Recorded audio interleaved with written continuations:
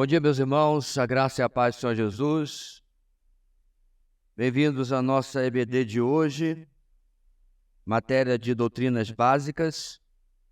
E hoje nós vamos começar uma nova doutrina, uma nova parte do nosso estudo, da nossa caminhada. E estamos na aula número 20. É isso? É. E hoje é 20 de agosto também. É 20 ou é 19? Nem lembro. 20 estaria. Aula 20 de agosto. Olha que coincidência, né? Agradecer ao Senhor por estarmos aqui, pedir a sua bênção, o seu auxílio, e vamos que temos muita coisa pela frente, e é óbvio que não vamos cobrir essa doutrina hoje, ok? Vamos lá. Deus querido, nós agradecemos por estarmos aqui, pedimos a Deus cobertura do Teu Filho sobre nós com sangue que purifica, e nos faz, ó Deus, possíveis estar plenamente na Tua presença.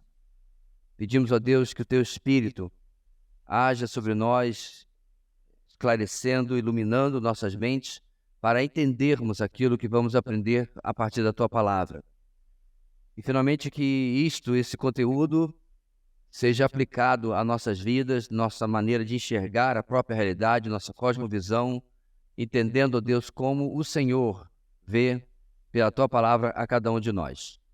Abençoa todo o Teu povo, da Tua igreja, aqueles que estão adoentados, enfermos, viajando, trabalhando, guardando a cada um deles, que breve possamos estar novamente juntos. Entregamos ao Pai, portanto, esta EBD nas Tuas mãos, em nome de Jesus. Amém.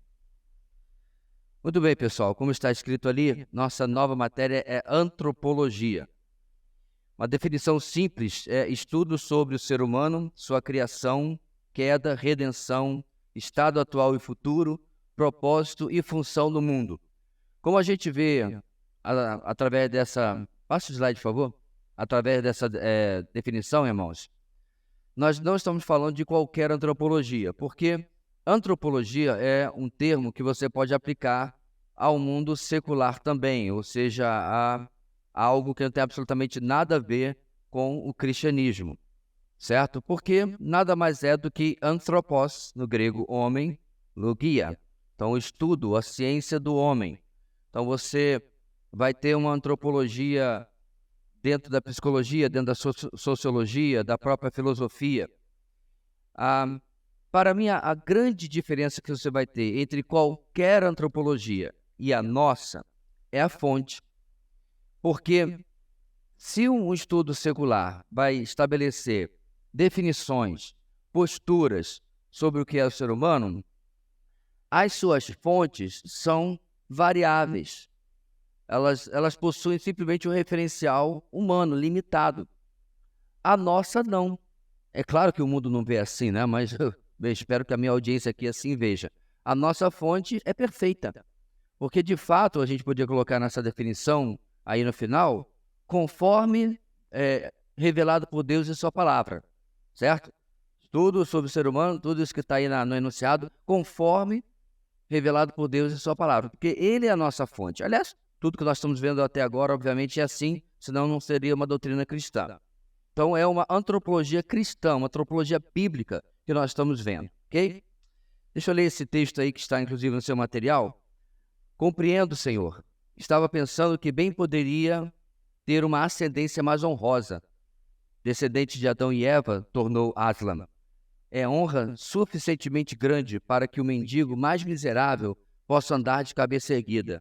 E também vergonha suficientemente grande para fazer vergar os ombros do maior imperador da terra.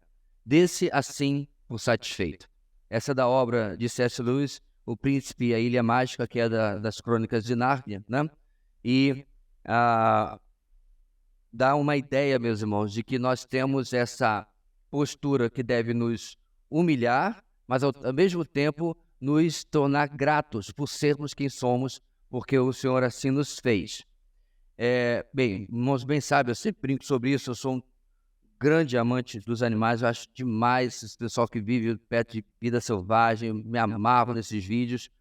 É muito legal, é até engraçado quando você vê. Eu estava mostrando para o meu filho, o caçula, algumas focas, né, que adotaram, por assim dizer, um mergulhador lá no norte da Inglaterra. É só ele entrar na água, aí vem um, vem outra, e aquela coisa. É muito bonitinho, parece até gente, mas não é.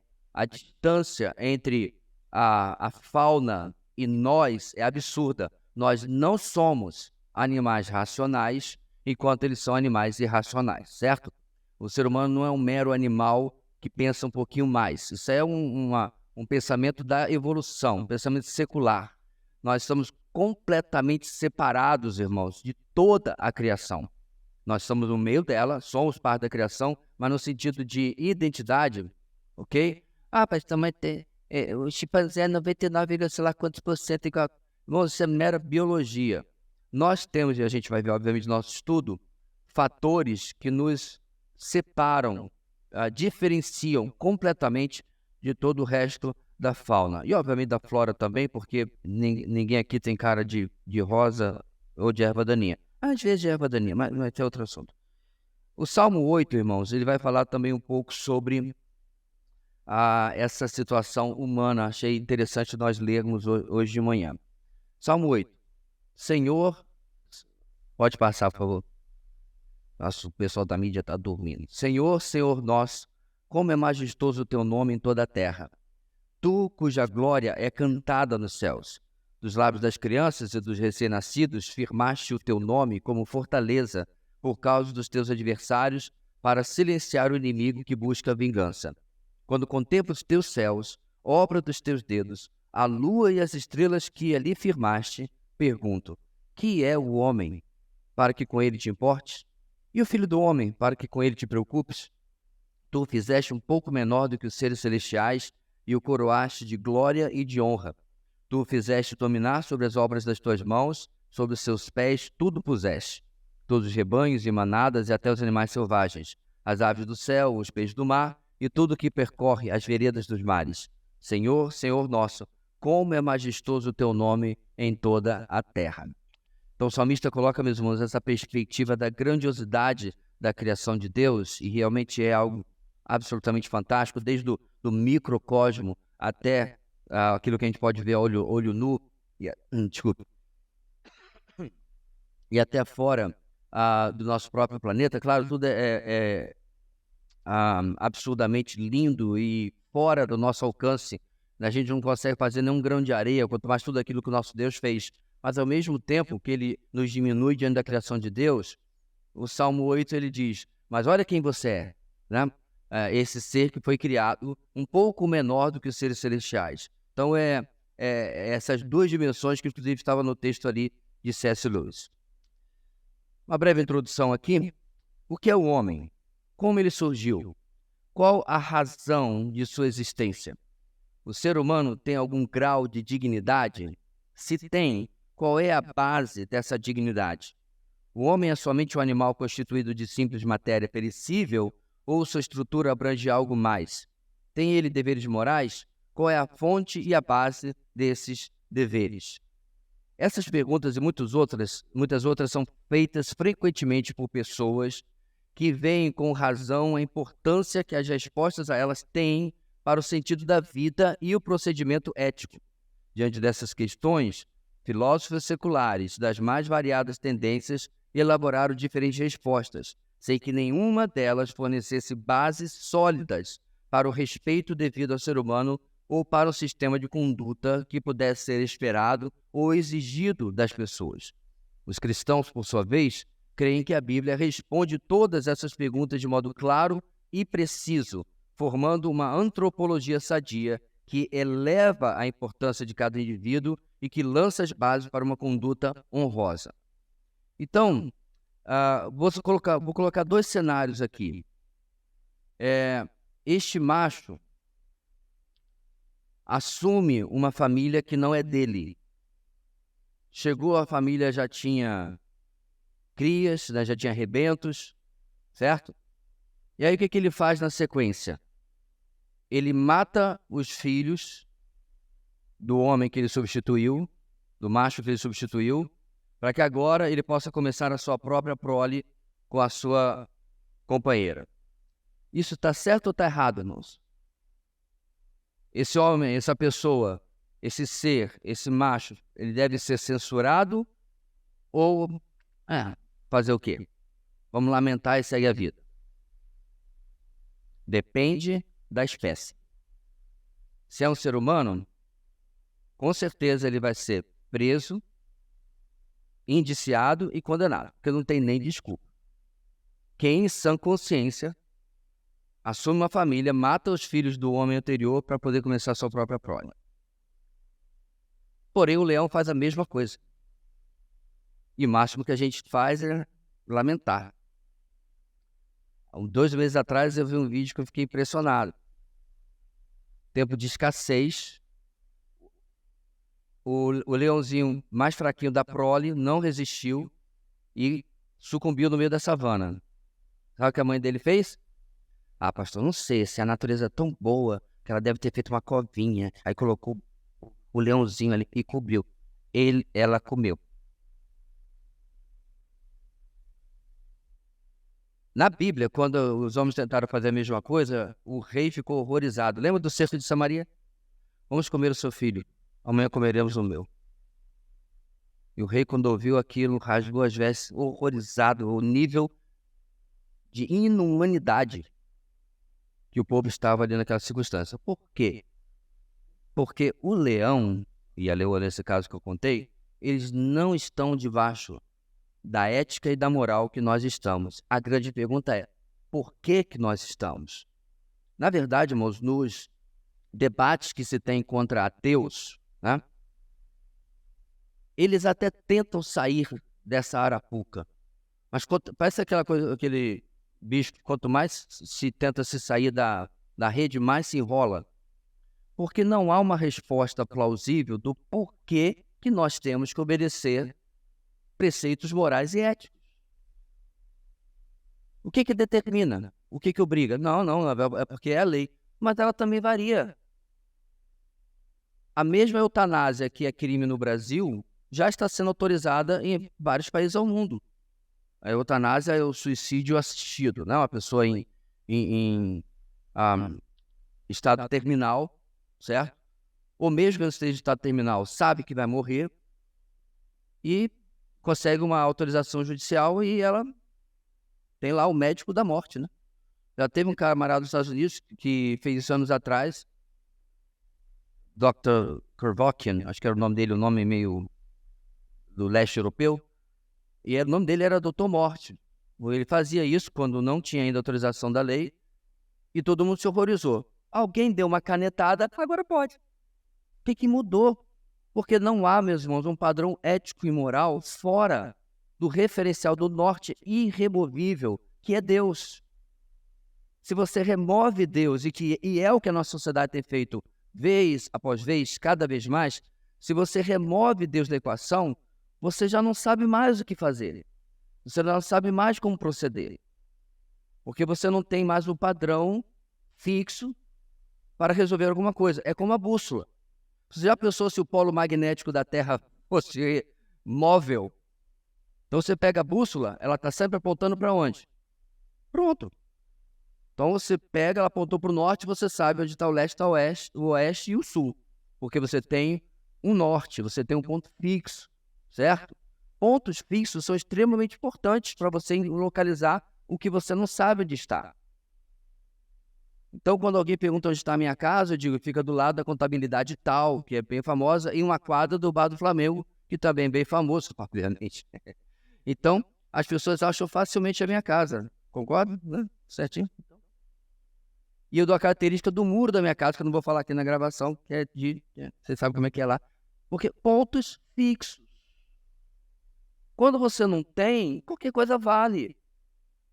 Qualquer coisa vale. Já está se discutindo eugenia em vários países do mundo, algo que a gente acabou com os nazistas porque fizeram isso.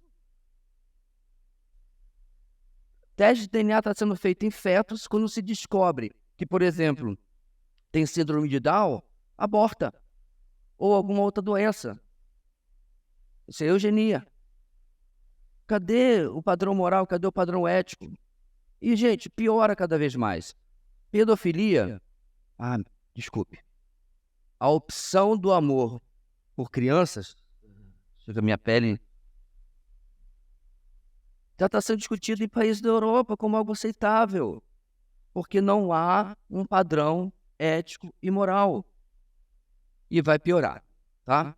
Então, a antropologia bíblica aponta, meus irmãos, como que nós não somos este ser que decide e faz o que quiser.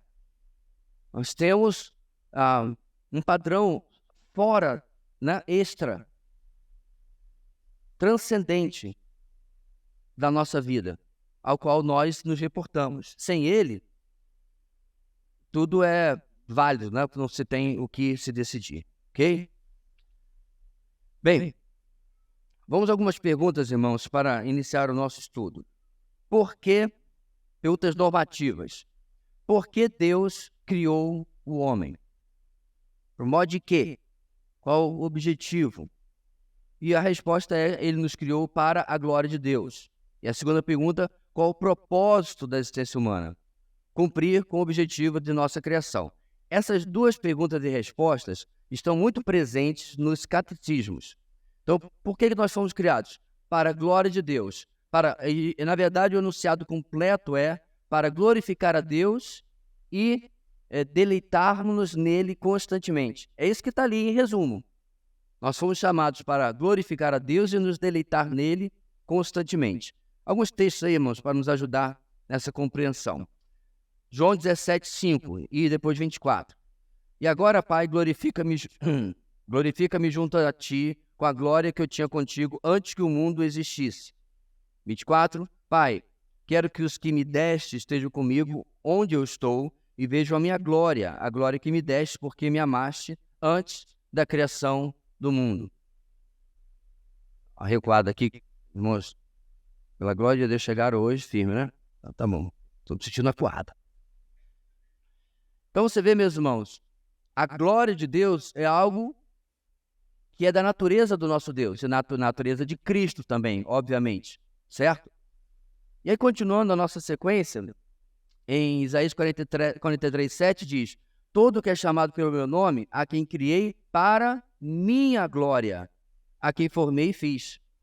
Então, o grande problema, meus irmãos, é que o ser humano olha isso aqui e o seu orgulhômetro vai lá. Como é que é? Eu fui criado só para a glória de Deus? Para eles isso é uma ofensa. Para nós, eu conhecendo a minha limitação, o verme que eu sou, é uma honra. Ser criado para a glória de um ser que não precisa de mim. E nem de nós, obviamente, de nenhum de nós. E assim, ainda assim, nós fomos criados dessa forma, desse propósito. E além da glória de Deus, irmãos, nós temos um propósito para, vou pular aqui alguns textos, irmãos, para a gente adiantar, que é a cumprir na nossa criação, que é qual? A alegria em Deus. Então não é só para a glória de Deus e viva a sua vida miseravelmente, não. Viva a sua vida bem por causa disso. Filipenses 4, não, Salmo 16:11 primeiro. Tu me farás conhecer a vereda da vida, a alegria plena da tua presença, eterno prazer à tua direita. Filipenses 4:4. Alegre-se sempre no Senhor, novamente direi, alegre-se. E Tiago 1:2. Meus irmãos, considere motivo de grande alegria o fato de passarem por diversas provações. Então, o propósito da existência humana, irmãos, é a alegria no Senhor em qualquer circunstância, porque nós vivemos acima do sol, como diz Eclesiastes. Nós vivemos acima das circunstâncias, acima dos problemas, também acima das vitórias. Nenhuma bênção, vitória ou alegria na nossa vida se compara com a eternidade.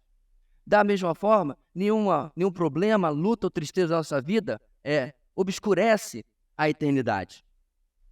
Então, nós fomos criados para um propósito mais elevado e esse propósito deve fazer leitura de toda a nossa vida.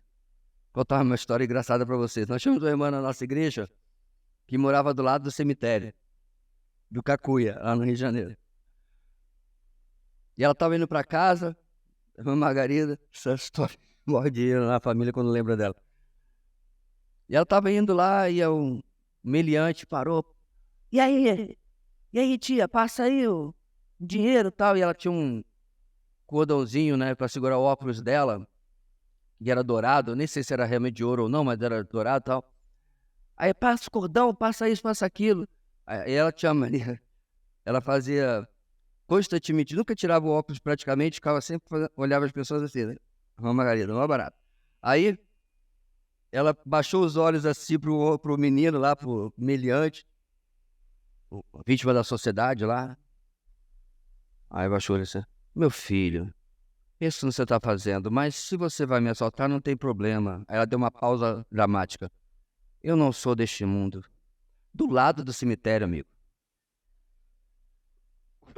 O ladrão tá correndo até hoje, 30 anos depois. Porque foi o que aconteceu, ele deu no pé. Mas ela não estava mentindo.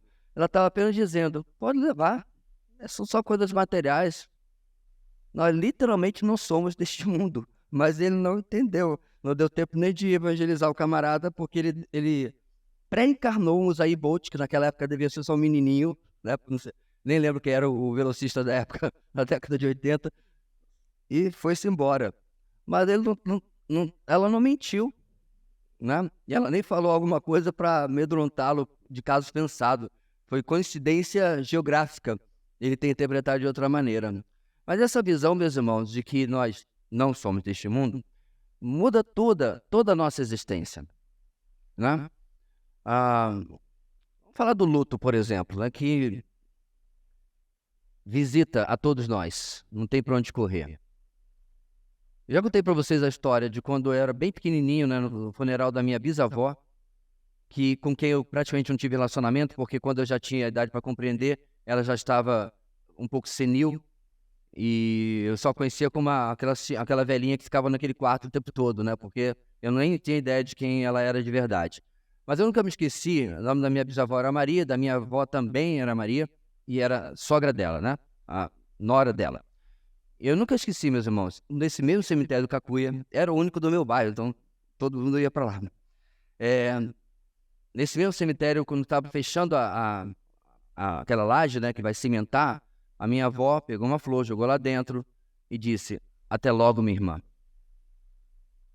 Então, essa é a diferença, irmãos, que a cosmovisão cristã faz na antropologia bíblica.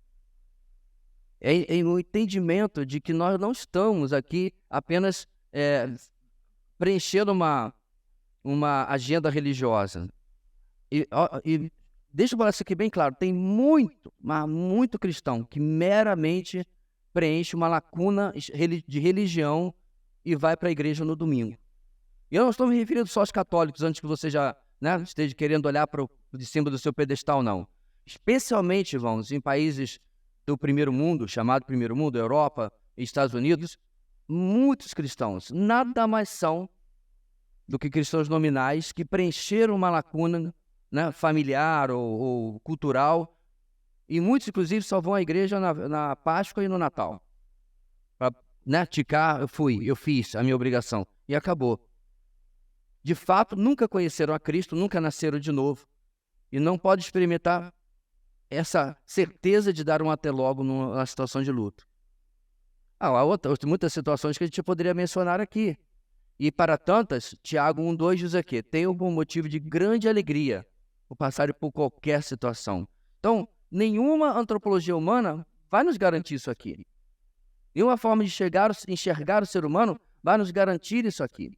Só aquela que vem pela confissão da revelação da palavra de Deus. Certo? Muito bem. E como nós viemos a estar aqui? Vamos falar sobre a criação.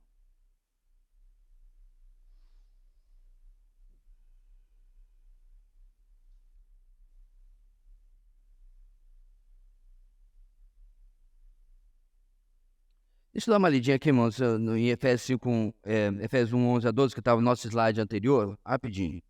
Nele fomos também escolhidos, tendo sido predestinados conforme o plano daquele que fez todas as coisas segundo o propósito da sua vontade, a fim de que nós, os que primeiro esperamos em Cristo, sejamos para o louvor da sua glória. Achei interessante para reforçar aquilo que a gente acabou de falar. Então, sobre a criação, irmãos, fora da Bíblia, não há nada que possa ser dito com certeza sobre a origem do homem. Com certeza. Os povos antigos legaram vários contos e lendas sobre o aparecimento da raça humana na Terra. Mas todos esses relatos são desprovidos de credibilidade. Nos tempos modernos, a ciência tem formulado teorias relacionadas à origem do homem. Essas teorias, porém, baseiam-se mais em suposições do que em fatos demonstráveis. Então, meus irmãos, desde as histórias, mais esquisitas, como, por exemplo, eu não lembro qual é a tribo indígena exatamente, ou talvez esteja misturando mais de uma história de origem, que diz que existia um grande pássaro, que esse pássaro mergulhou em um lago, e do lago saiu esse povo em particular, que eu confesso que eu não lembro se eu ouvisse algum missionário aqui perto, ou em algum livro de missões que eu já li na minha vida. Então, eles têm essa teoria de como eles vieram a existir, certo? É claro que essas teorias não científicas são completamente rechaçadas e até são risíveis diante do que a ciência diz. Mas se você colocar debaixo do microscópio e olhar com atenção o que a ciência diz sobre a origem humana, também é risível, pelo menos do ponto de vista de que eles criticam as crenças dos outros, mas como diz o livro que eu já mencionei várias vezes, eu não tenho fé suficiente para ser ateu, porque você precisa ter fé, mas não fé em fatos, fé de que aquilo que está sendo dito realmente é dessa maneira. Porque a evolução ela não se confirma pelos próprios fatos. Os espaços, irmãos, que existem entre uma evidência, como eles chamam de evidência fóssil e outra, é incrível. Fora as fraudes que existiram ao longo do tempo, e são muitas. Acreditou-se durante décadas e décadas e décadas em mais um elo na cadeia evolutiva do ser humano. Finalmente, depois de muito tempo, se descobriu que os supostos pesquisadores tinham simplesmente falsificado as suas descobertas e seus estudos a partir de um crânio de gorila. Ele achou esse crânio de gorila, se não me engano, foi inclusive na Inglaterra, e ele fez as suas teorias e a partir de um pedaço de crânio e um pedaço de mandíbula, ele fez um modelo de humanoide inteiro. Haja imaginação para você conseguir terminar a partir apenas de um pedaço. E aí, quando você começa a examinar de verdade, meus irmãos, o máximo que a gente poderia dizer é o seguinte, inclusive tem uma música que eu gosto muito do Canto Verbo, que ele fala exatamente sobre isso. Não venha chamar de imaginação, ilusão que a gente crê, porque o que vocês creem é muito mais.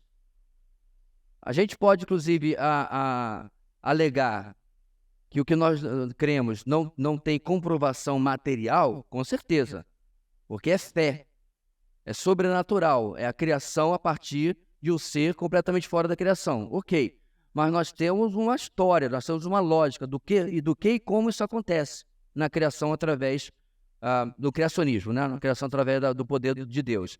Já, meus irmãos, através da evolução, não.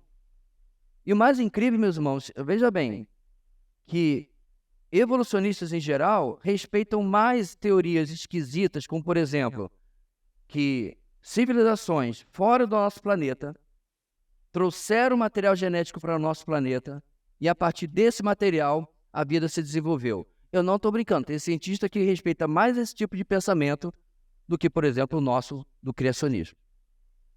Então, o que eu vejo? Qualquer coisa, menos Deus. Tá?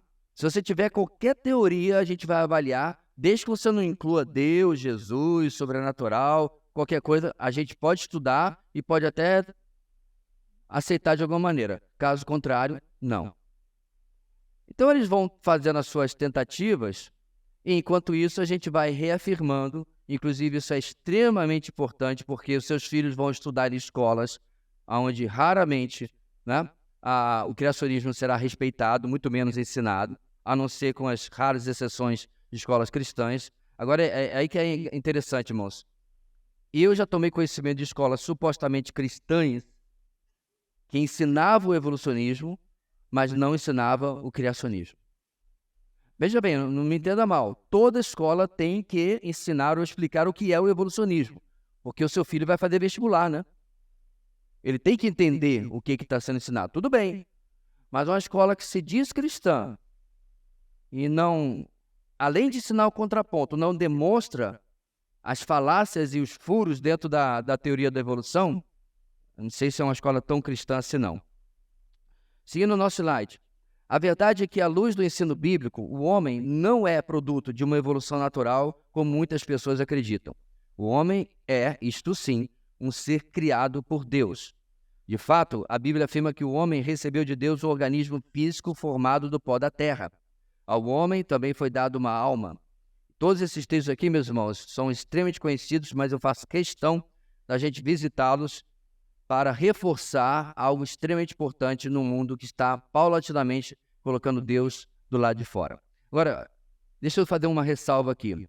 Você sabe que grande parte do pensamento secular, ele é passado através de filmes, séries, aquilo que o ser humano hoje mais passa o seu tempo, não é verdade? Não é à toa que qualquer bom filme hoje, se não passou de $1 bilhão de dólares de arrecadação, não é um filme tão bom assim. É o alvo que o pessoal tem para chegar. Agora, para pensar.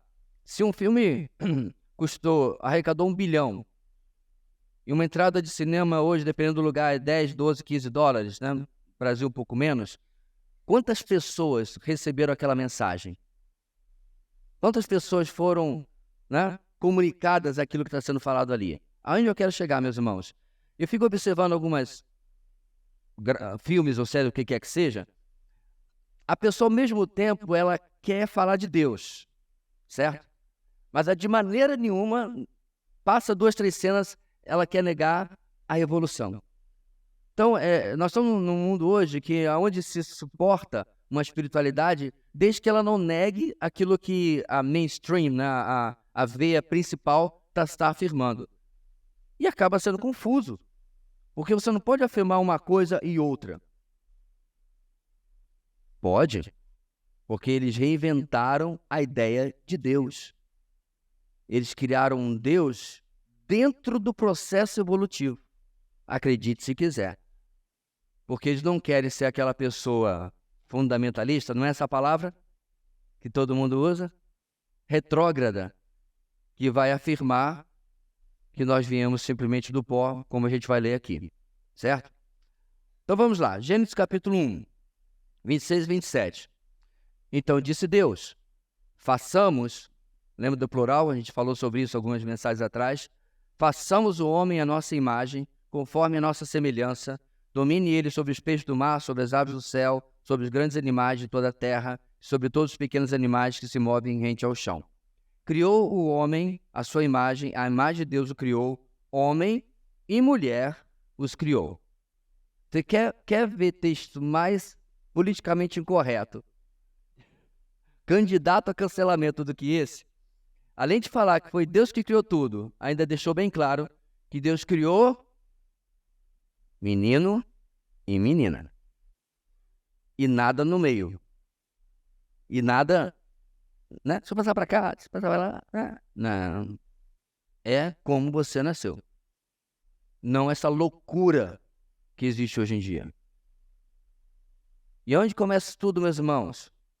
De novo, a mídia constantemente massificando. E pior, chega na academia. Na academia, quando a gente usa essa expressão, está se referindo aos meios de aprendizado. E nós estamos referindo apenas à universidade. Antes fosse. Desde lá, já do jardim de infância. Países como o Canadá estão indo para o vinagre, estão indo para o ralo.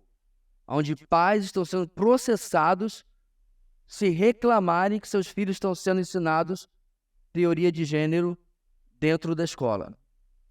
O mundo enlouqueceu. Virtualmente enlouqueceu. Você já não sabe mais o que é o padrão do que a gente vai sustentar. Mas a palavra de Deus fala claramente o contrário disso tudo. Gênesis 2:7, a parte B. Do pó da terra, criou o homem do pó da terra e soprou suas narinas, fôlego de vida, e o homem se tornou um ser vivente. Então, qualquer pessoa que já viu uma cena aí de alguém sendo cremado, sabe exatamente que é só isso que a gente é, né? Não no sentido físico, né? Apenas pó. Eclesiastes 12, versículo 7. O pó volte à terra de onde veio e o espírito volte a Deus que o deu. Isaías 43, 7. Todo que é chamado pelo meu nome, a quem criei para a glória, a quem formei e fiz. E Zacarias 12, 1. Esta é a palavra do Senhor para Israel, palavra do Senhor que estende o céu, assenta o alicerce da terra e forma o espírito do homem dentro dele.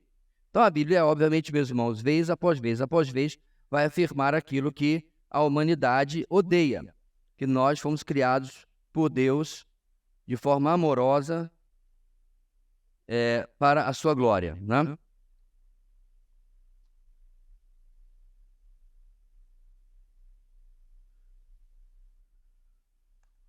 Perguntas normativas, segundo slide sobre isso. O que significa ser a imagem e semelhança de Deus e o que ocorreu na queda do homem? O que significa ser imagem e semelhança de Deus? Significa que o homem tem traços do Criador e o representa. Gênesis 1, 26, acabamos de ler, onde fala novamente que o Senhor dizendo, façamos o homem a nossa imagem conforme a nossa semelhança. E o que ocorre, meus irmãos? O que ocorreu na queda do homem? Vários elementos da sua semelhança com Deus se perderam. Assim cheguei a essa conclusão. Deus fez os homens justos, mas eles foram em busca de muitas intrigas. Então, o ser humano, ele é, até Gênesis capítulo 3, no comecinho, um ser completamente perfeito. Ele não possui pecado, ele não possui doença, ele não possui, inclusive, a capacidade de buscar o mal como padrão da sua vida, certo? Não é o seu modus operandi, não é o seu default, não é assim que ele funciona, que é o contrário de como o ser humano funciona hoje, mas a gente vai deixar isso mais para a doutrina do pecado. Por que eu estou destacando isso, meus irmãos? Porque essa situação de perfeição é única na história da humanidade e nós não experimentamos isso desde Gênesis capítulo 3. É até difícil de nós compreendermos o que foi ser Adão ou Eva antes da queda. É virtualmente impossível. Porque o nosso pensamento, nossa forma de agir é constantemente contaminada pelo pecado, pela queda. Nós perdemos essa capacidade de pensar de maneira superior, de maneira melhor, de maneira pura, de maneira santa, como padrão da nossa vida. Geralmente, irmãos, a gente está muito bem, né? E tal, tão bem, maravilhoso, estamos aqui sentados, ouvindo o sino culto, participando, certo? Glória a Deus, amém, que bênção, os irmãos. Aí passa o irmão, aí o irmão não fala comigo. Nossa, que ser orgulhoso, acabou.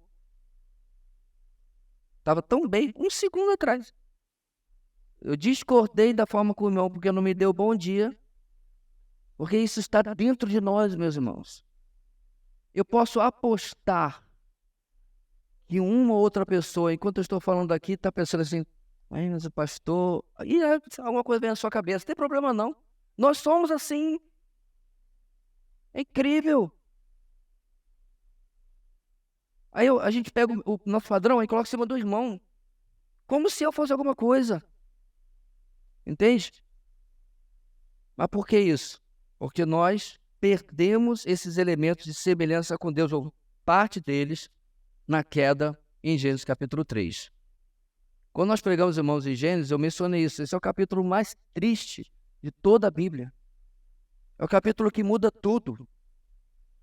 É o capítulo que transtorna a nossa existência. Todos os problemas que você tem nos seus relacionamentos, amizade, casamento, membresia de igreja, irmãos, está aqui. Não existiriam antes, mas agora são impossíveis de ser evitados. Eles podem ser resolvidos, eles podem ser redimidos, eles podem ser perdoados, mas eles vão acontecer, infelizmente. Essa semana eu comecei mais um aconselhamento pré-matrimonial. E a primeira coisa que eu deixo claro, né, para aqueles dois corajosos ali, é que não tem alternativa, meus irmãos, só tem pecador para você casar. Mas o que você está achando? Você também é? Porque esse é o grande problema. A gente entra às vezes no casamento, ou às vezes em outros relacionamentos também, E por um nanosegundo, um minuto de bobeira, a gente esquece que está entrando no relacionamento com um pecador. Aí na primeira vez que ele pisa no nosso calo, decepciona, dá uma canelada na gente, a gente fica, como? Mas você esperava o quê?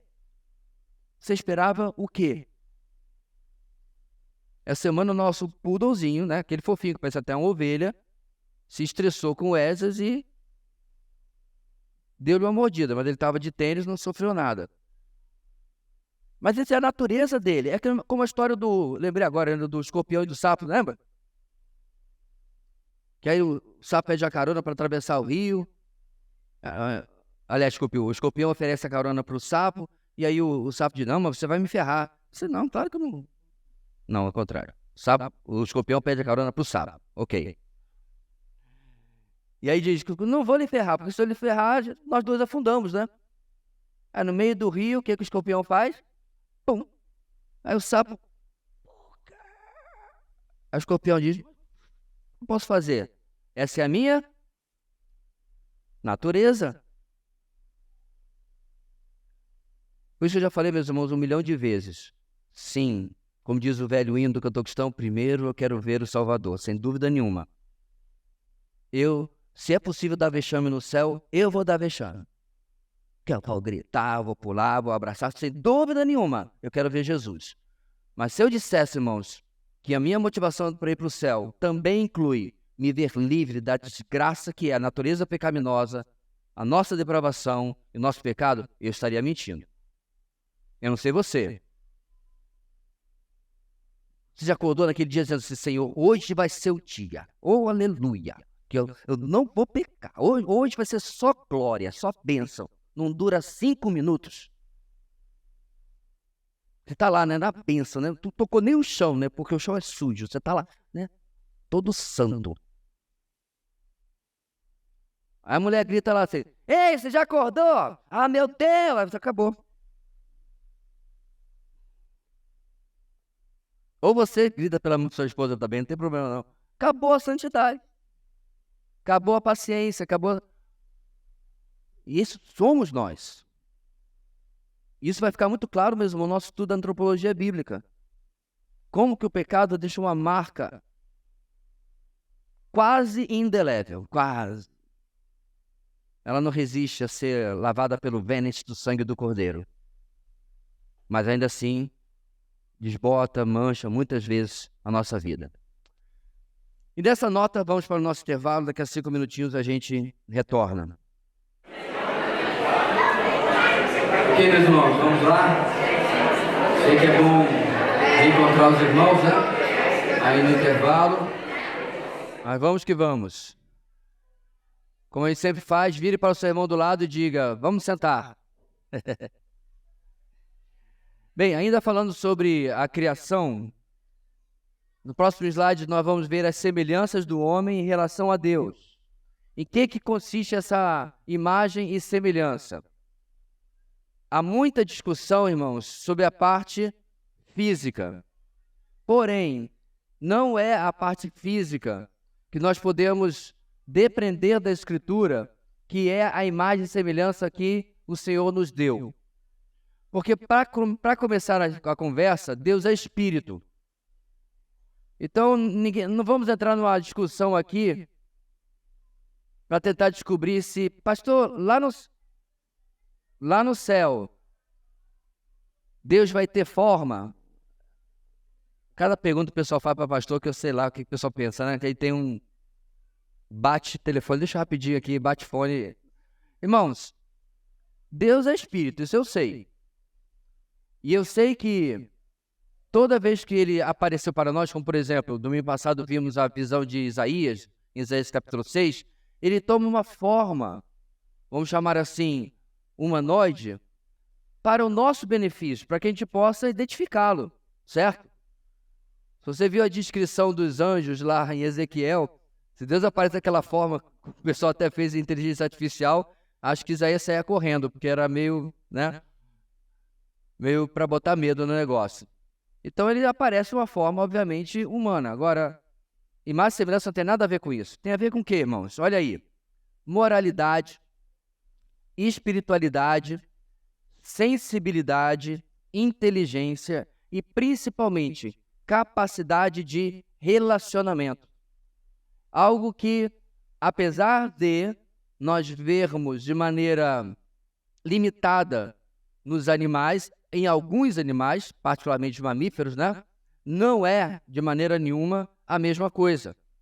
A forma como um animal se identifica com outro, ou inclusive com o ser humano, certo? Como ele cria esse laço, não é da mesma forma como nós criamos. Da forma racional e emocional com que nós criamos. Então, se amanhã eu tivesse que ir embora e eu coloco lá, coloque-se 2 cachorros e um gato para adoção, né? Então, essa ideia romântica, meus irmãos, de que meus animais iam viver o resto da vida pensando em mim, frustrados, depressivos e tudo mais, bem, dá uma raçãozinha para ele, eu te mostro como é que é e tal. Em 3 meses ele esqueceu de mim. Ele pode ficar histérico se ele reencontrar comigo tempos depois. E realmente a gente vê muito vídeo na internet com isso. Mas não é de maneira nenhuma a mesma coisa. Agora, faz isso com a criança. Coloque-se criança para adoção. Quantos anos tem? Ela tem 9 anos de idade. Não se, nem mais... Como é que você vai fazer uma coisa dessa? A criança sim vai lembrar o resto da vida e, com certeza, muita tristeza dos pais que resolveram mandá-la para outra casa, né? Para mudar e curtir a vida, viajar pelo mundo, sabe lá Deus o quê. Porque nossos relacionamentos são baseados em coisas muito mais profundas.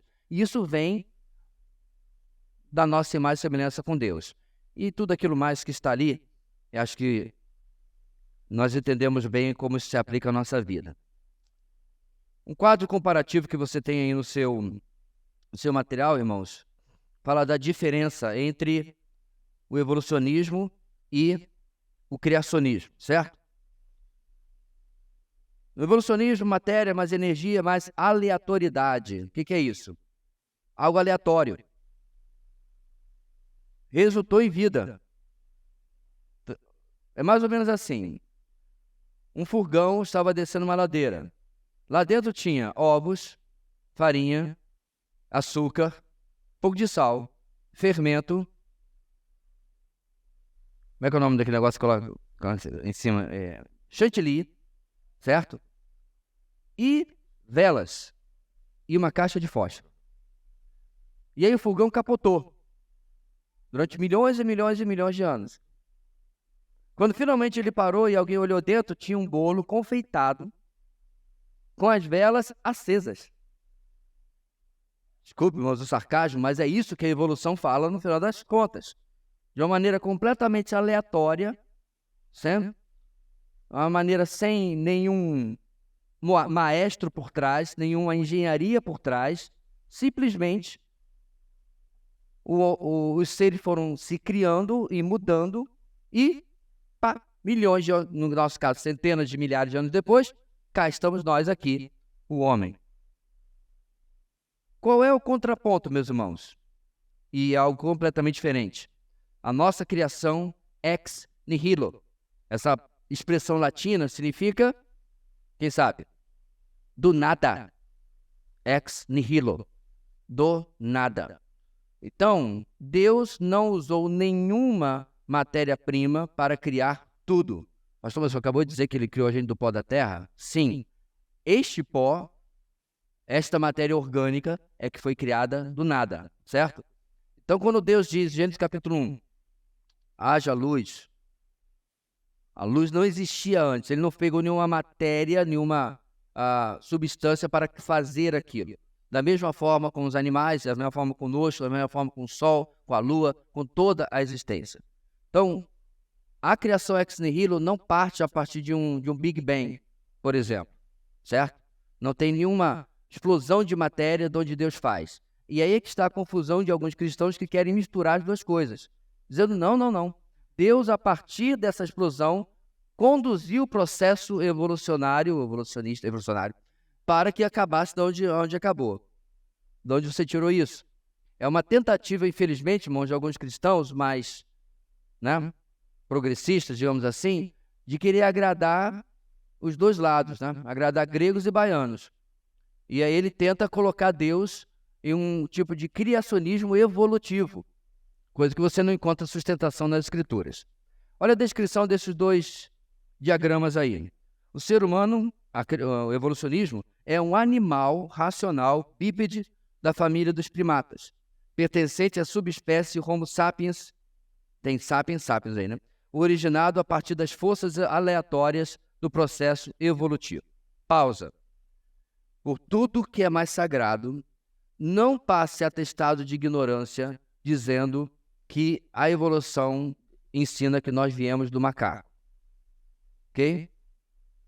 Eu sei que é comum a gente falar assim, né, de maneira coloquial. Mas se você está de fato conversando com alguém, né, papo cabeça, negócio preferencialmente respeitável, não diga que o que eles defendem é que nós viemos do macaco. Tá? Não é isso que é a teoria da evolução. Ela continua sendo absurda, mas ela não ensina isso.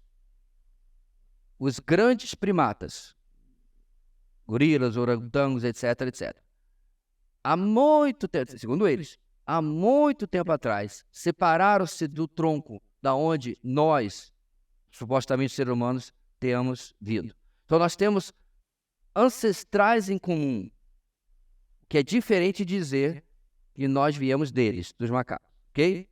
Então, você não tem, segundo a evolução, você não tem gorila nem orangotango na sua árvore genealógica. Não é isso que é defendido. É importante se saber para, de novo, como crente, né, não ficar passando atestado de ignorância. Aliás, isso vem muito mais do folclore do que mesmo do estudo. Porque eu não me lembro de um professor meu de biologia falar uma coisa tão absurda assim. Então, quando você estuda coisa de verdade, continua, meu irmão, sem comprovação científica, o relatório fóssil não bate, tudo isso é verdade. A gente não tem nem tempo aqui para cobrir tudo isso, mas você pode se aprofundar e você vai descobrir a mesma coisa. Você tem um suposto registro fóssil aqui, aí, segundo ele, pulou 80 mil anos, aí você tem outro. Pastor, mas o que esse tem a ver com esse? Nada. Pelo menos não que se comprove cientificamente, mas eles afirmam categoricamente que tem. Então, a evolução está sempre atrás do famoso elo perdido. O que é elo? Elo de uma corrente, né? Então, o certo não seria elo perdido, seria elos perdidos. Porque a famosa corrente evolucionária que ele tenta vender como certa, possui mais buracos do que queijo suíço. E você não tem como comprovar uma relação causal, que tal levou a esse ou levou àquele e assim por diante, ok? E nós, irmãos?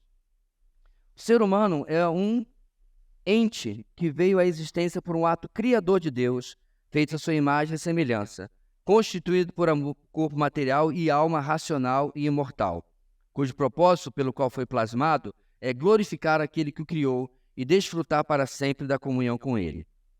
Vale aqui, meus irmãos, um outro destaque, que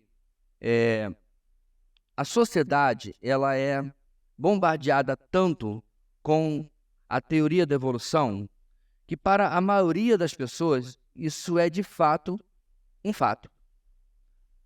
Porque eles são massificados o tempo todo, que é assim, que é desse jeito.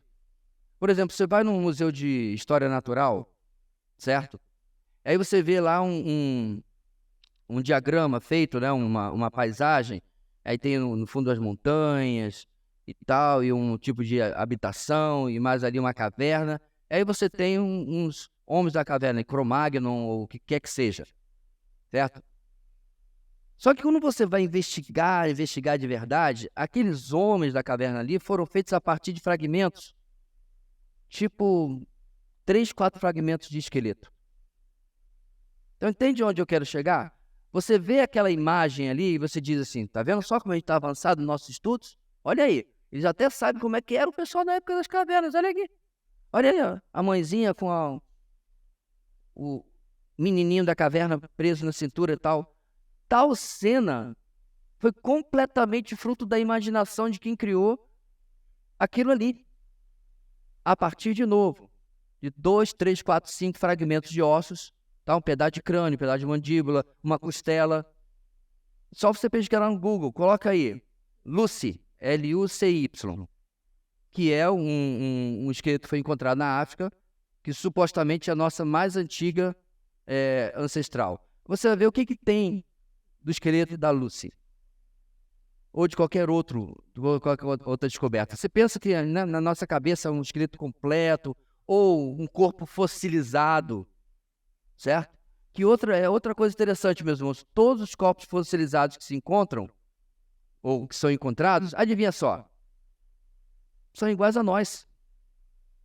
Quando se encontra um ser humano fossilizado, especialmente congelado, né, tundra e nas regiões mais ao norte do planeta, eles são exatamente iguais a nós. Não tem grandes diferenças, a não ser, né, as óbvias, como determinados tipos humanos têm um crânio maior, ou a maçã do rosto mais proeminente, ou assim por diante, qualquer coisa, mas nada que mostre, né, que é um processo evolutivo, alguém fora daquilo que nós somos hoje. Mas, como eu falei, a mídia massifica isso tanto, mas tanto em filme, sabe lá aonde mais, e a academia também, que aquilo é tido como norma, como algo que é factual, como algo que está descoberto, que está comprovado, quando na verdade não poderia estar mais longe da situação que está se vivendo. Bem, vamos falar um pouco, irmãos, do que tem se crido a respeito de antropologia, começando pela Confissão de Fé Batista de Londres, de 1689. Okay? No capítulo 4, artigo 2, leia o seguinte: depois de ter feito todas as demais criaturas, Deus criou o ser humano, homem e mulher, dotados de uma alma racional e imortal, e os adequou perfeitamente para a vida, para Deus, para o qual foram criados, tendo sido feitos segundo a imagem de Deus, em conhecimento, retidão e verdadeira santidade, possuindo a lei de Deus escrita em seus corações e o poder para cumpri-la. No entanto, havia possibilidade de transgressão, pois foram deixados na liberdade e sua própria vontade, a qual estava sujeita a mudanças. O nosso texto está falando da situação do homem, como ele foi criado, não como ele está hoje. Isso aí vai ser no capítulo sobre o pecado, na confissão de fé. Mas essa é a situação, certo? Possuindo a lei de Deus criada, o poder para cumpri-la e a possibilidade de transgressão. Então, a gente costuma explicar, inclusive, meus irmãos, que o ser humano já teve livre-arbítrio antes da queda. Porque exatamente, meus irmãos, a queda é o cativeiro do arbítrio. Agora, o arbítrio, a vontade humana, ela está contaminada pelo pecado. Então é como se nós estivéssemos constantemente subindo uma ladeira, mas uma senhora ladeira. E a força da gravidade do pecado nos puxa na direção contrária do nosso esforço. Então, mesmo quando eu desejo fazer aquilo, existe em mim mesmo, e essa força é parte de mim, que me puxa no sentido contrário. Romanos capítulo 7. O bem que eu quero não faço, o mal que eu detesto, certo? É isso que Paulo está explicando. Isso não existia quando Deus nos criou. Em Gênesis capítulo 1, 2 e parte do 3, o ser humano é isso aqui. Ele tinha condição, ferramentas para fazer aquilo que Deus o incumbiu. Ele não tinha nenhuma impossibilidade nem limitação para fazer tal, mas ele também tinha possibilidade de transgressão. Por quê? Pois foram deixados na liberdade de sua própria vontade, o qual estava sujeito a mudanças. É óbvio, meus irmãos, que isso é uma discussão enorme, e não vai dar tempo aqui. Deus, sabendo disso, porque ele segue em frente com a criação, sabendo da nossa possibilidade e sabendo exatamente aquilo que ia acontecer. Então, isso faz parte da soberania de Deus, dos decretos de Deus, que a gente não tem como falar nessa matéria particular, mas vai ver mais à frente em soteriologia, ok? Bem, mais adiante, irmãos, a Confissão de Fé Batista de New Hampshire, 1833, declara sobre a condição humana o seguinte: artigo 3, da queda do homem. Cremos que o homem foi criado em santidade, sob a lei do seu Criador, mas por transgressão voluntária caiu daquele santo e feliz estado. Em consequência do que todos os homens são capazes, são agora pecadores, não por constrangimento, mas por escolha, sendo por natureza completamente destituídos daquela santidade requerida pela lei de Deus, inegavelmente inclinado para o mal, e por isso sob justa condenação à ruína eterna, sem defesa ou desculpa. Então, a Confissão de New Hampshire deixa claro, meus irmãos, que a queda não foi um acidente. Ela não foi simplesmente, né? O que aconteceu? Eu não sei, estava indo tão bem. Foi uma escolha voluntária. O homem não foi obrigado, o homem não foi enganado, certo? Ele escolheu consciente de que estava transgredindo aquilo que Deus havia ordenado, aquilo que Deus havia determinado. E para terminar, irmãos, a gente está sempre lendo esses 3 documentos, né? A Declaração Doutrinária da Convenção Batista Brasileira não dedica um artigo específico para a antropologia, mas fala sobre ela ao longo das demais doutrinas, né? Então, é claro, não daria para trazer todos aqui, mas em cada doutrina ela dá uma pincelada sobre o estado prévio e o estado atual do ser humano. De que nós somos feitos, irmãos? O que constitui o ser humano e o que, inclusive, o separa dos animais? Por mais que nós adoraríamos a ideia de que a gente vai chegar no céu e vai encontrar cada peixinho dourado e cada cachorrinho e gatinho que a gente teve na vida, isso não é verdade, não biblicamente, a respeito dos animais, certo? Mas isso difere a nós deles. A nossa constituição não é meramente material e nem apenas é do fôlego de vida, que obviamente todo ser vivo tem. Nós temos um diferencial que nos aproxima e nos liga e nos relaciona a Deus, que é a nossa parte imaterial. No texto nós lemos de Eclesiastes que o pó voltará ao pó, que é o nosso corpo, né? Esse corpo que a gente liga tanto para ele, tem que ligar mesmo, tem que cuidar da saúde, tem exercício e tal, mas às vezes exagera, né? Ele simplesmente vai apodrecer um dia. Porque existe, meus irmãos, dentro de nós, o nosso verdadeiro eu, nossa verdadeira pessoa. E apesar do corpo glorificado que vamos receber, é esta pessoa que realmente importa, que nos define, que aponta quem o Senhor tem formado na nossa vida, o que Ele deseja que nós sejamos. Então, de novo, não estou aqui fazendo nenhum apelo pseudo-piedoso de que é pecado, né, fazer exercício físico, você se cuidar, você vestir uma boa roupa, ou pintar seu cabelo se você quiser. Não, não é nada disso. De novo, a gente sabe que tem gente que exagera, que cai numa vaidade exagerada. Eu só quero apontar que muitas vezes nós esquecemos de cuidar daquilo que realmente é eterno, que é a nossa pessoa, que é o nosso ser, que é o nosso eu. É aquilo que o Senhor identifica na nossa vida como parte material, alma ou espírito. Então vamos lá. Verdade sobre o corpo e a alma. É o nosso próximo slide. O corpo foi formado do pó da terra. Já a alma foi concedida por Deus ao homem. Então, Gênesis 2:7, nós já lemos esse texto agora há pouco, né? Fala exatamente sobre essa situação. Esse texto aí a gente não vai... Acho que isso aí eu pulei aqui para a gente poder adiantar um pouquinho. Deixa eu só me achar onde eu parei aqui em termos de referências.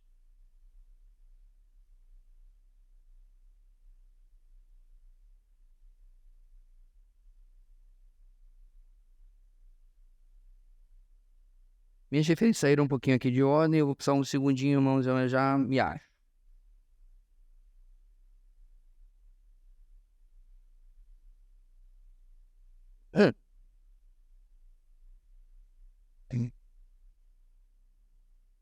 Você revisa a coisa 300 vezes, mas devia ter revisado 301. Mas eu já me encontro onde eu parei aqui.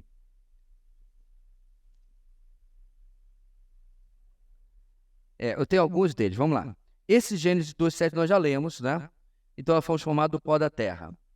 E também é o Espírito concedido por Deus, também Gênesis capítulo 2, versículo 7. Na linha de baixo, é reconhecido como um organismo maravilhoso. Salmo 139, versículo 14. Eu te louvo porque me fizeste de modo especial e admirável. Tuas obras são maravilhosas, digo isso com convicção. Mas fala também que a nossa alma tem um valor incomparável. E é esse texto que eu não estava encontrando aqui porque está fora do lugar. Pois que adiantará o homem ganhar o mundo inteiro e perder a sua alma? Ou o que o homem poderá dar em troca da sua alma? Por quê, irmãos? Porque é mais valioso do que o mundo inteiro, obviamente. Nosso corpo é templo do Espírito Santo, templo do Espírito Santo no homem, que se converte, obviamente, né? 1 Coríntios 6,19. Acaso não sabem que o corpo de vocês é santuário do Espírito Santo que habita em vocês, que lhes foi dado por Deus e que vocês não são de si mesmos? Então é interessante, meus irmãos, é óbvio que o Espírito habita no nosso espírito, ele regenera, ele revigora o nosso espírito. Mas Paulo deixa claro que o nosso corpo é a habitação do Espírito Santo, nosso corpo.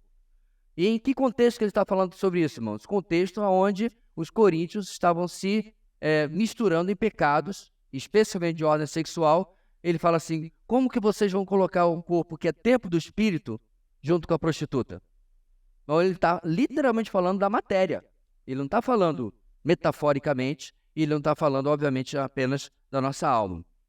E esse... Diga.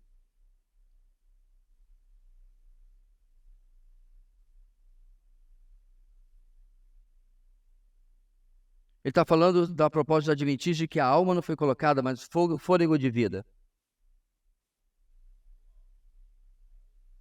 Não recebeu a alma de Deus, só o fôlego de vida. Eu queria saber de onde o adventista tira isso, né? Ele também defende o sono da alma, que não faz nem sentido, que você tem N passagens no Novo Testamento onde mortos, né, emitem opinião. Eles não falam com a gente, tá? Então o vovô não vai visitar você, não se preocupe. Não vai puxar seu pé, mas na Bíblia você vê claramente que os mortos não estão dormindo. E os adventistas defendem o sono da alma. Isso acontece, meus irmãos, quando você mistura a Bíblia com revelação, né, extracanônica. Aí todo tipo de ideia maluca pode entrar aí. A nossa alma, meus irmãos, tem personalidade. Salmo 139:14. Eu te louvo porque me fizeste de modo especial e admirável. Tuas obras são maravilhosas, digo isso com convicção. Provérbios 21:10. O desejo do perverso é fazer o mal, ele não tem dó do próximo. E Mateus 26:38. Disse-lhe então, a minha alma está profundamente triste, numa tristeza mortal. Fiquem aqui e vigiem comigo. É Jesus falando ali no Getsêmani. O nosso corpo, meus irmãos, será restaurado na ressurreição. 1 Coríntios 15:51-53. Eis que lhes digo um mistério. Nem todos dormiremos, mas todos seremos transformados. No momento, no abrir e fechar de olhos, ao som da última trombeta, pois a trombeta soará, os mortos ressuscitarão incorruptíveis e nós seremos transformados. Pois é necessário que aquilo que é corruptível se revista de incorruptibilidade e aquilo que é mortal se revista de imortalidade. Isso aqui, meus irmãos, já gerou algumas perguntas que me mandaram sobre a questão, por exemplo, de cremação. Pastor, crente pode optar pela cremação? Porque na cabeça dessa pessoa, ou de quem interessou a pergunta a ela, né? Na verdade foi até um novo convertido que fez a pergunta, se a gente vai ser ressuscitado, né, e o nosso corpo vai ser transformado, como é que a gente vai deixar queimar o nosso corpo? Então, eu até admiro a sinceridade do novo convertido fazer uma pergunta dessa, mas eu espero que não seja a mesma dúvida de quem já tem uma longa caminhada. Porque, por exemplo, quem morreu, né, que não deve ser muito legal, no incêndio, por exemplo, o corpo for também carbonizado. E o pessoal do Titan, lá do submarino que explodiu? E se tivesse algum cristão lá no meio? Meu lugar, por que jogou $250 mil fora esse cristão, não sei, mas tudo bem. Mas ele literalmente foi feito em pedacinhos, em 20 milissegundos. Mais rápido que eu fiz aqui. E aí, não vai ter ressurreição para esse pessoal? Então, meu irmão, não se preocupe. Pouco importa o estado do corpo humano. A Bíblia nunca se preocupou com isso, de maneira alguma. Até porque, meus irmãos, a gente está acostumado hoje com um túmulo que é feito de cimento, né, de concreto, né, tudo fechadinho e tal. Não foi assim ao longo da história da humanidade. As pessoas eram enterradas no chão, direto. E se você provavelmente cavasse ali dali a 20, 30 ou 40 anos, dependendo do lugar, né, você não encontraria mais absolutamente nada. nem osso, tudo seria... Então, pouco importa, não tem nenhum... Não, se por acaso você tem essa preocupação, não procede de maneira alguma. Apocalipse 24:6. Vi tronos em que se assentaram aqueles a quem havia sido dada autoridade para julgar. Vi as almas dos que foram decapitados por causa do testemunho de Jesus e da palavra de Deus. Eles não tinham adorado a besta nem a sua imagem e não tinham recebido a sua marca na testa nem nas mãos. Eles ressuscitaram e reinaram com Cristo durante 1000 anos. O restante dos mortos não voltou a viver até que se completarem os 1000 anos. Esta é a primeira ressurreição. Felizes e santos os que participam da primeira ressurreição. A segunda morte não tem poder sobre eles, serão sacerdotes de Deus e de Cristo e reinarão com ele durante 1000 anos. O que é, meus irmãos, a primeira e o que é a segunda ressurreição? Não é uma mera questão de ordem, é uma questão de qualidade. A primeira ressurreição é a ressurreição para a vida. A segunda ressurreição é a ressurreição para a morte. Certa vez no Facebook eu fiz a afirmação de que todos os seres humanos ressuscitarão. Um monte de crente reclamou comigo, porque não lê a Bíblia. Então todos irão ressuscitar. Infelizmente, claro, nem todos com uma ressurreição de um corpo incorruptível para a vida, certo? Então, essa ideia, meus irmãos, que o ser humano vai comparecer diante de Deus como uma alma penada, flutuando como Gasparzinho, isso não é bíblico. Então, o ser humano passa, todos eles, pela ressurreição para, então, passar pelo julgamento. Não nós, tá? Por causa, obviamente, da obra de Cristo. Mas o mais importante nesse texto, meus irmãos, é mostrar que a ressurreição acontece, reinarão com Cristo 1000 anos, tá? Aí eu pergunto, eu sei que o assunto não é escatologia, mas, por favor, me permita. Como você encaixa isso com o pensamento amilenista? O que o amilenista ensina? Que esses 1000 anos que vamos reinar com Cristo começou na morte e ressurreição de Jesus, certo? E se encerra na segunda vinda. Então, quando a gente fala do amilenismo, não milenismo, é porque não crê no milênio literal. Então, começa na morte e ressurreição de Cristo e nós estamos no milênio, eles dizem. Tá se passando, tarará, tarará. Jesus volta amanhã, beleza, o milênio se encerra. É isso que eles ensinam. O que o texto diz? O texto diz claramente, olha lá.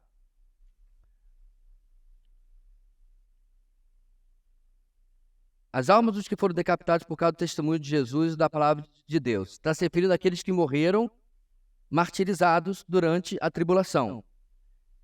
Eles ressuscitaram e reinaram com Cristo durante 1000 anos. Cadê esse povo ressuscitado? Alguém foi visitado aí por algum mártir do passado recentemente? Tomou café com ele? O texto fala claramente, meus irmãos, vão ressuscitar. Ressuscitar é voltar à vida. É o corpo voltar a viver. É só deixar o texto falar e não inventar moda e não impor ao texto aquilo que se crê. E aí o texto continua. O restante dos mortos, quem é o restante dos mortos? Os que não seguiram a Cristo, os que seguiram a besta. Não voltou a viver o restante dos mortos, até se completar os 1000 anos. Por quê? Porque essa que aconteceu agora é a primeira ressurreição. Aí, passado o milênio, eles são ressuscitados para o juízo final, apenas para serem condenados. É o que o texto está dizendo. Eu só segui o texto, só não inventar moda. Então, a ressurreição, meus irmãos, é parte integrante da nossa esperança eterna, ok? Leva alguém um microfone ali, tá aí já? É rápido, hein? Diga aí. Hoje nem água foi direto aqui. Foi sim. Pergunta em relação a quando a Bíblia fala do fôlego de vida, se ela está tratando da alma, se está tratando do espírito ou é uma terceira coisa? Não, e onde se encaixa o espírito do homem também? A gente vai falar sobre o espírito daqui a pouco e alma, mas eu particularmente acredito que o fôlego de vida é algo à parte, que está presente em todos os seres vivos, inclusive a samambaia.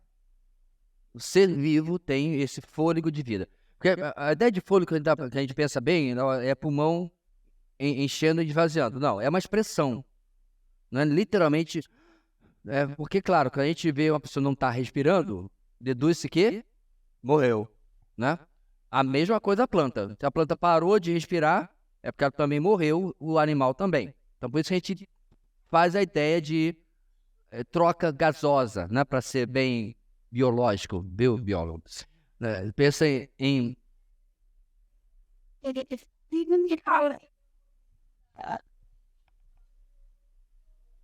Sim, é verdade. É verdade. A expressão se aplica apenas quando está na criação. Mas o ponto é que não há uma descrição detalhada da criação do resto todo, né? Então, não há um detalhamento. O que eu estou dizendo é que não existe no resto da revelação nada que ligue o fôlego de vida à alma ou ao espírito. Apenas a capacidade de viver. Ele era um corpo inanimado. Então, Adão foi criado do pó. Estava lá, né? Está lá o corpo estendido no chão, não faz nada. Ele passa a viver quando Deus sopra o fôlego de vida nele. Então, essa parte eu estou atribuindo apenas com um fenômeno biológico que Deus provoca no homem. E aí, irmãos, é claro, eu estou conjecturando, eu concordo, que ele se estende a todas as criaturas. Agora, eu não tenho como biblicamente unir o fôlego de vida à alma ou ao espírito. No resto da revelação não encontro nada que aponte para isso daí. Só mais uma pergunta. Uhum. Em relação a essa questão da personalidade, é como se cada alma tivesse um tipo de personalidade ou fosse formada de uma forma diferente para que fosse concebido personalidades diferentes? Ou eu estou viajando? Eu não entendi muito bem essa questão da personalidade. Bem, mas eu não vou me arvorar aqui de ser nenhum biólogo, inclusive eu estou falando com um, né? Mas eu acredito que a nossa personalidade, ela é fruto de algo que nós somos de forma inata, nascemos assim, mas ela também é influência das nossas experiências, certo? Então, nós que somos pais, facilmente a gente consegue, a partir do segundo filho, verificar que nós não estamos numa linha de produção em massa. Sai o primeiro, aí vem o segundo, parece que nasceu de outro pai, de outra mãe, às vezes completamente diferente. É só, e mesmo você não sendo pai ou mãe, os solteiros, os que não são pais ainda, é só você observar os filhos dos mesmos pais andando, né? Vamos tirar como caso, por exemplo, nossos queridos irmãos aí, super produtores e tal. Tem uma, né, que não, é toda envergonhada, você fala, não quer falar. Tem outra que não é envergonhada, mas não quer falar, ponto. Acabou, né? Não é verdade? E consegui tirar foto com ela sábado passado. Vou marcar até na minha agenda, porque não quer. Porque são pessoas distintas. Grande parte disso, ao meu ver, vem da forma como Deus concebeu a pessoa, Deus fez a pessoa, ok? Agora, presta atenção, irmãos. Infelizmente, a nossa personalidade é também afetada pelo pecado. É por isso que alguns traços da nossa personalidade nós não gostaríamos nem que estivesse lá. A pessoa, às vezes, ela já nasce impaciente, entendeu?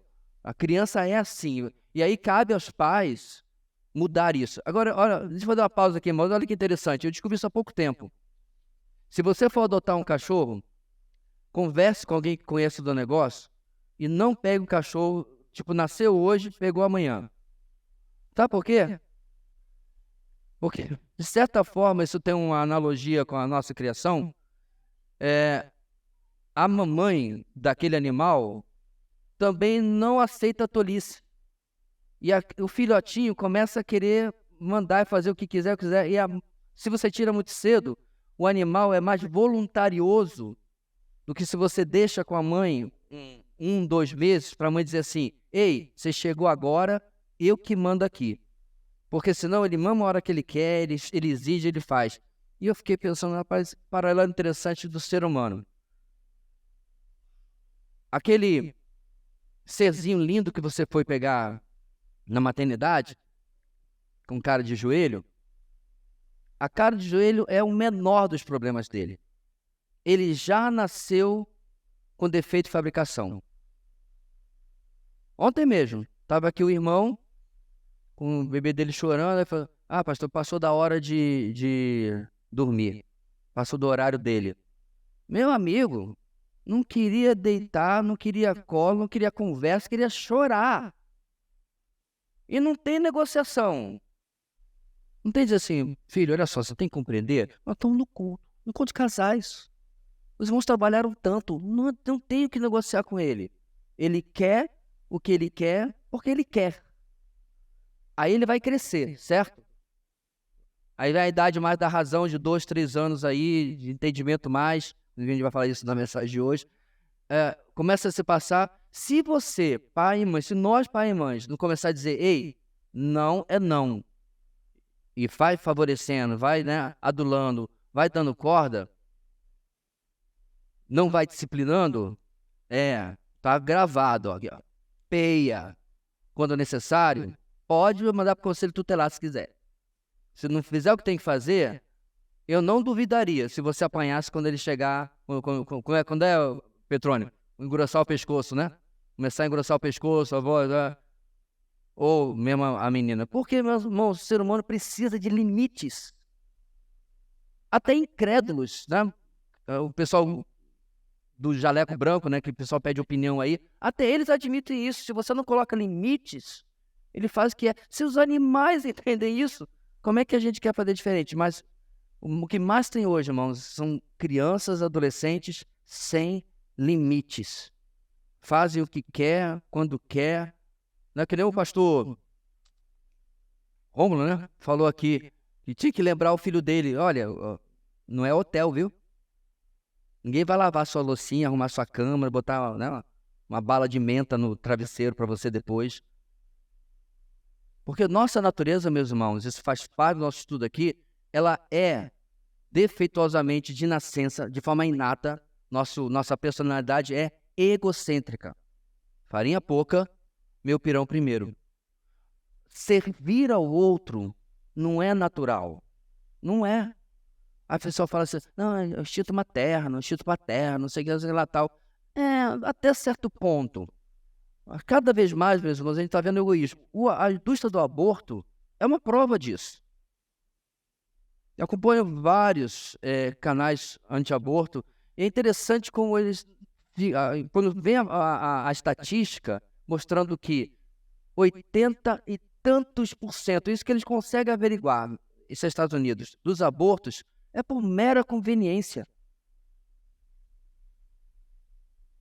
Não é porque a pessoa está passando fome, não possa criar, não, é mera conveniência. Vai atrapalhar minha carreira, não estava dos meus planos.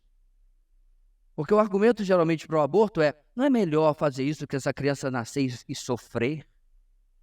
Vemos e convenhamos, irmão, nós somos um país muito mais pobre que os Estados Unidos. Só se comparar a renda per capita e o PIB, né? Você conhece de fato, uma criança, eu sei, mas assim, como se fosse uma epidemia. Uma criança que nasceu, por exemplo, de uma mãe adolescente, e que essa criança está na rua hoje passando fome? Sempre tem uma avó, uma tia, alguém, uma estrutura de alguma forma que acolhe. Há exceções? Eu sei que há. Mas usar isso como argumento para o aborto? Não. Isso é de novo, irmãos, a personalidade do homem. Eu primeiro. Inclusive, o pessoal contra o aborto, é claro, está fazendo uma campanha sarcástica nos Estados Unidos, irônica. Os homens pró-aborto para não pagar a pensão alimentícia. É sarcástico, porque qual é a cabeça deles? Então, quer dizer, vocês mulheres podem escolher matar o seu filho, a gente quer apoiar, porque pelo menos a gente não vai ter que pagar a pensão alimentícia. Aí, as feministas pularam lá fora, com raiva dessa campanha. Mas ela não faz sentido? Ela é irônica, ela é sarcástica. Esses irmãos, esses homens não são pró-aborto. Eles estão mostrando a hipocrisia do movimento. Quando a mulher diz, eu não sou obrigado a levar essa gestação até o final, mas se eu quiser, aí você vai pagar a minha pensão. Peraí, então, se você tem direito de matar o seu filho, por que eu tenho obrigação de sustentá-lo? Mano, pelo amor, não estou dizendo que os homens não devem sustentar os filhos que criam, não. Muito pelo contrário. Eu já briguei, chamei a atenção de muitas mulheres que têm deixado os camaradas aí correr solto e não vão atrás da responsabilidade que eles têm para com seus filhos. Não é isso, não. Estou mostrando a hipocrisia do movimento. E de onde vem essa hipocrisia? Eu, mim, para mim. Minha conveniência, o que eu quero. E isso, meus amados, está em nós também. Não em relação ao aborto, claro, graças a Deus, mas em relação a qualquer outra coisa. Quantas vezes, amados, a gente não percebe o serviço que outro faz dentro da nossa própria igreja? Eu já vi em alguns momentos, né? Hoje vai ser feita a limpeza aqui depois da EBD, né? A gente chegou, estava tudo limpinho, inclusive às vezes o grupo coloca lá no WhatsApp. Irmão, já foi feita a limpeza da sede, né, e tal.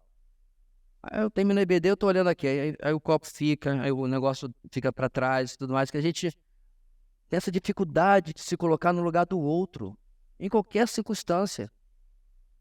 Eu já apelei, inclusive, a respeito da própria hoje a igreja está de parabéns, um grande número aqui na nossa EBD, reconheço isso. Mas quantas vezes eu, né, não vou para a igreja hoje não, porque a minha cutícula está incomodando demais.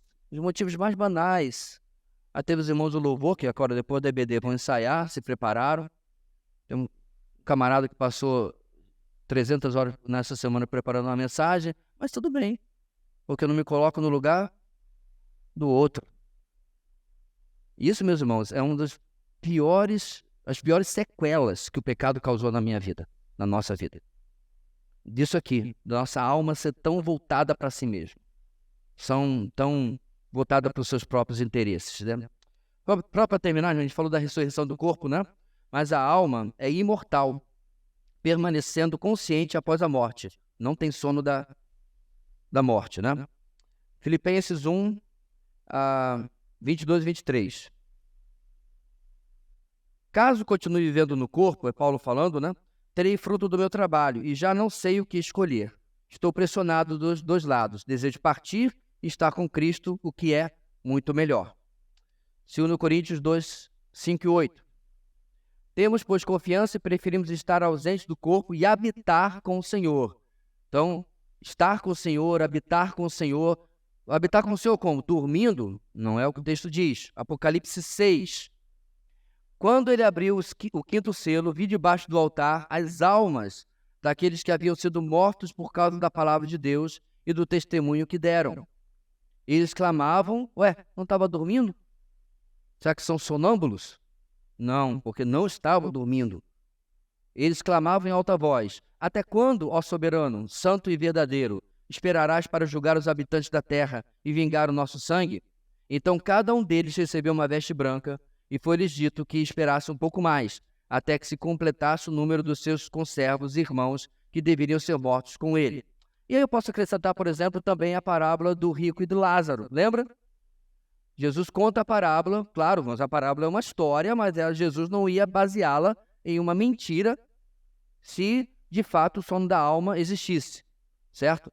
Então, conta-se essa história de que o rico e o Lázaro morreram, o rico estava sofrendo, e o Lázaro estava no seio de Abraão, certo? Lembra do conceito que eu falei na semana passada sobre Sheol, o conceito judaico, que na verdade o Sheol é o pós-morte, tá?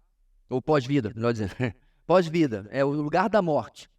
E no entendimento do Antigo Testamento, ele é na verdade um lugar com dois compartimentos.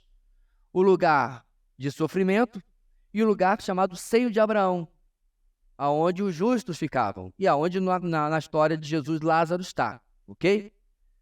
E então, meus irmãos, como é que Jesus conta aquilo? Lázaro tem toda aquela situação, o rico pede, né, para que enviem alguém para os seus parentes e tal, tarará, se ele estivesse dormindo. Então, resumo, os nossos entes queridos, que já faleceram, morreram no Senhor, em Cristo, eles não estão dormindo. Ponto 1. Eles não estão velando por nós. Não. Ele está... Como já vi crente falar isso? Ele está lá do céu, olhando por nós. Da onde? Da onde a pessoa tira isso? Só de Hollywood mesmo. Não, irmãos, não tem. Eles não estão lá olhando na nuvem. Senhor, ajuda meu filho, olha, ele vai atravessar a rua. Não estão intercedendo por nós. Não existe nada na Escritura que sustente tal coisa. Nenhum, nada. Tem na doutrina católica e no pensamento folclórico, né? Popular, tá? Então eles estão fazendo, o que eles estão fazendo, pastor? Anota aí. Nossa aula. Eu Não tenho a mínima ideia. Onde a Bíblia se cala, a gente se cala. A gente sabe que eles estão conscientes. Agora, o que eles estão fazendo, uma coisa eu posso dizer o que eles não estão fazendo. Eles não estão com saudade de vocês, não estão chorando. Tá? Nada disso faz sentido. Por quê, irmão? Saudade, choro, é tristeza. Não existe tristeza lá. Porque a palavra de Deus fala sobre isso. Eles já estão em um estado de alegria plena, completa. O que exatamente, irmãos, acontece nesse percurso entre a morte, ok? E a ressurreição, que é concomitante ao arrebatamento, a Bíblia se cala. Ela não mostra se há empreendimento, se há indústria, se há alguma coisa, se eles estão jogando bola, prendendo um instrumento enquanto espera o tempo passar. Nada disso nós temos como afirmar. Então, se não temos como biblicamente afirmar, o que eu faço? Fecho minha boca e afirmo apenas aquilo que a palavra de Deus fala, ok? Mas uma coisa eu sei, eles não estão sofrendo, não estão fazendo nenhuma atividade desagradável e nem estão dormindo, que também não é uma atividade agradável, muito bom, pelo contrário. Certo sobre isso, irmãos? Ok? Semana que vem a gente vai continuar falando sobre a origem da alma, certo? Estamos ali quase no final do nosso tempo. Isso está no seu material. A gente vai falar sobre as teorias existentes e fechar com uma delas, é claro, sobre a origem da alma, a relação entre alma e espírito, a relação entre alma, espírito e corpo, certo? Assim como a gente pode entender na palavra de Deus. Alguma dúvida a mais? Não? Certo. Prova você vai receber pelo seu e-mail, pelo WhatsApp. Tem não. Vamos ficar de pé, amados, e vamos orar. Um dia desse eu vou falar de verdade, que vai ter uma prova que esse pessoal vai gostar. Se você vai passar pela prova dando glória a Deus. Oi? Depois eu pego. Vamos orar. Deus querido, muito obrigado pela instrução da Tua palavra, fortalecendo, Deus, nossas convicções e aquilo que entendemos como a fé histórica, a fé bíblica, que nós possamos, ó Deus, a cada dia estar mais firmados nisso e orientando, portanto, nossa maneira de enxergar a própria realidade, a vida, a cosmovisão, nossos relacionamentos, enfim. Abençoa o dia que temos pela frente e dá-nos, ó Deus, esta noite um culto que seja de edificação, de glória ao Teu nome, tanto aqui como em nossa congregação. É o que oramos em nome de Jesus. Amém. Graça e paz da parte do nosso Senhor e Salvador